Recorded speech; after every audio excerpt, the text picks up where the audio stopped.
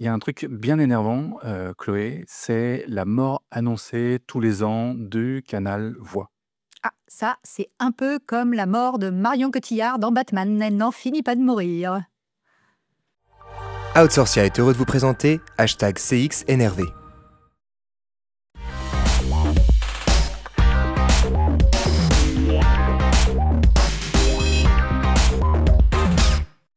Chloé, chaque année, se pose la question dans les enquêtes, dans les tendances qu'on peut lire de la place de la voix comme, canal de sollicitation. Comme quoi c'est un canal, ringard, c'est un canal, exigeant, coûteux, enfin il a tous les défauts. C'est quoi la place de ce canal-là au regard des autres canaux et plus particulièrement des canaux en ligne? En fait, ce qui est rigolo, c'est que c'est un peu chronique d'une mort annoncée, comme si indéfiniment on nous expliquait que bientôt la voix était sur le déclin, allait prendre une part beaucoup plus relative, etc. Bon, il y a des modalités aussi dans la voix. On a imaginé que les smart speakers, ça allait prendre une place de dingue Non? Ouais. dans la relation client, plutôt inexistant. Où sont-ils? Après, c'est pas faux qu'il y a une multiplication des canaux, une montée du conversationnel écrit, la vidéo qui prend une place de plus en plus importante, enfin, voilà. Oui, oui, la voix est challengée, hein, c'est pas ça qu'on évoque. C'est sûr que quand on regarde même les autres canaux, il y a ce bon vieil email qui est toujours là, hein, qui est juste derrière. Si on regarde les chiffres de l'Observatoire des services clients 2024, bah, il est en top 2. Donc, c'est vraiment un canal qui challenge la voix. Après, ce qui frappe, c'est la diversité des canaux écrits, chatbot en tête.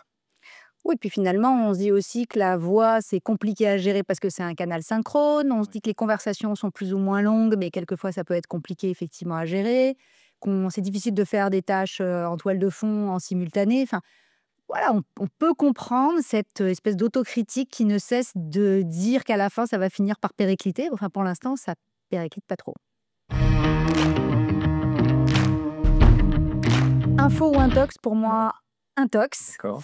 Intox parce que, ça fait X fois qu'on parle de, la disparition d'un canal parce qu'un nouveau canal émerge, et dans la vraie vie, on n'a jamais vu que 1 + 1 faisait ni 2 ni 1.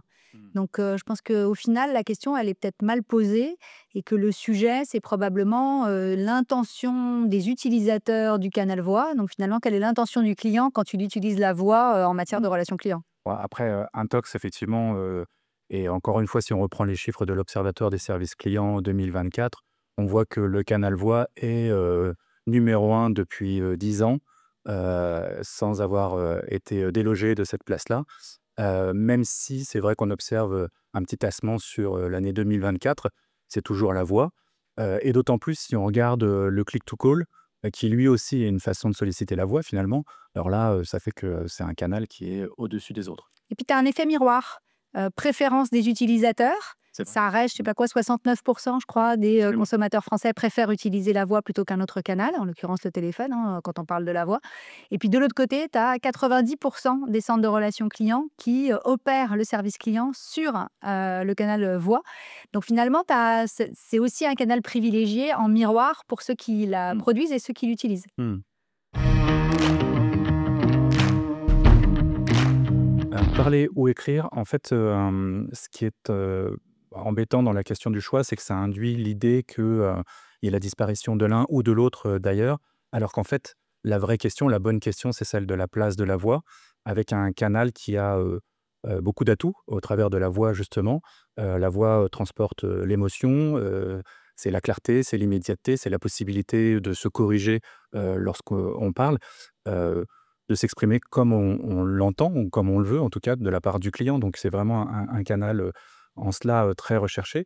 Si on reprend, en plus, d'un point de vue, on va dire, statistique, c'est, statistique ou chiffré, c'est un canal qui, est apprécié par le client parce qu'il lui permet d'aller plus vite qu'à l'écrit ou en tout cas d'avoir plus d'énoncés que dans l'écrit. C'est 2 fois plus de mots en 1 minute que l'écrit.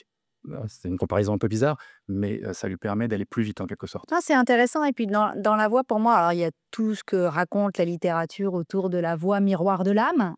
C'est probablement un juste milieu entre le présentiel, où puisqu'on dit que 70% de la communication passe par le langage verbal et non pas par le contenu du message, c'est sûr qu'à l'écrit, il y a beaucoup plus de pauvreté par rapport à ce qu'on a dans le présentiel. Mais en même temps, c'est beaucoup plus engageant, ça demande beaucoup plus d'efforts à celui qui utilise le canal voix parce qu'il est plus incarné, évidemment, plus Ça, comme média. Et moralité, je trouve que ce qui est intéressant, c'est effectivement de se dire il y a à la fois cette richesse du canal, mais en même temps qui n'est pas aussi engageant que le présentiel, et une forte proportion d'implicite. À l'écrit, ce qui est écrit. Il y a assez peu de choses entre les mots, même si, évidemment, s'il y en avait beaucoup, on était de la littérature, il pourrait y en avoir. Mais sur de la relation client, on reste quand même sur un niveau d'implicite qui permet la connivence et l'intimité, mais qui est quand même relativement faible et qui permet justement d'avoir une complicité, une compréhension. Dans cette question de nuance. Écrire avec la voix, la formulation peut paraître étrange, mais on y est déjà avec une complémentarité de plus en plus forte entre l'écrit et la voix. C'est un peu ce qu'on est en train de se dire depuis le début ensemble. Je parle bien là de ce qui est du speech to text ou du text to speech, avec des performances, quels que soient les usages, qui sont assez bluffantes, que ce soit pour le speech to text, où on est déjà en moyenne à 90% de qualité de retranscription, voire même sur certaines solutions, je crois qu'il y a du 96% qui est en gros pas loin de la marge d'erreur de la voix elle-même, donc c'est dire à peu près le niveau de performance, ou que ce soit dans le text to speech, je ne me suis pas trompé, avec une voix synthétique qui s'approche très fortement de l'humain, avec des questions que ça peut poser d'ailleurs dans le besoin qu'on a de reconnaître l'IA ou de reconnaître un humain, mais ça, c'est un autre Oui, il débat. peut y avoir des choix, effectivement, de garder une voix qui a une connotation synthétique pour qu'il n'y ait pas de confusion entre les moments où on parle à un robot et les moments où on parle à un humain. Ouais, et puis finalement, la question, elle est peut-être un petit peu à côté quand on dit écrire avec la voix, c'est aussi la fusion de ces médias. Parce que quand on est sur des médias conversationnels type WhatsApp, on ne se pose pas la question. On va alterner une note vocale, un vrai appel téléphonique, un envoi de vidéo, un envoi d'image, un émoticône. Enfin, finalement, cette ou cette omnimodalité, elle est même à l'intérieur des canaux eux-mêmes. Oui, c'est ça. Et puis, avec le dispositif qu'on a maintenant, les possibilités qu'il peut y avoir, le point, c'est surtout une question de choix client. Au sens, ce que je veux dire par là, c'est que s'il veut de la voix, il lui faut donner de la voix, un accès au canal voix. Après, toi, tu décides de est-ce que c'est une IA, est-ce que c'est un humain, est-ce que c'est une hybridation, est-ce que c'est en mode mélange front-back, et moi-même, je mélange les propos là. Mais l'idée, elle est bien là, en fait. Oui, finalement, c'est de laisser des dispositifs de communication ouverts, hein, puisque finalement, le pire, ce serait que le client n'interagisse absolument pas avec la marque, avec ce côté un peu étonnant quelquefois qu'on préfère se passer Ouais. d'un canal en se disant il est trop coûteux et de se restreindre sur certains.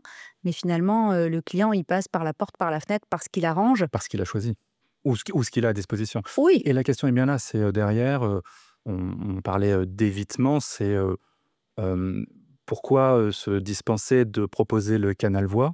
Il n'y a pas de statistiques en France sur, dans le lancement des startups, le nombre de startups qui peuvent avoir ou ne pas avoir le canal voix.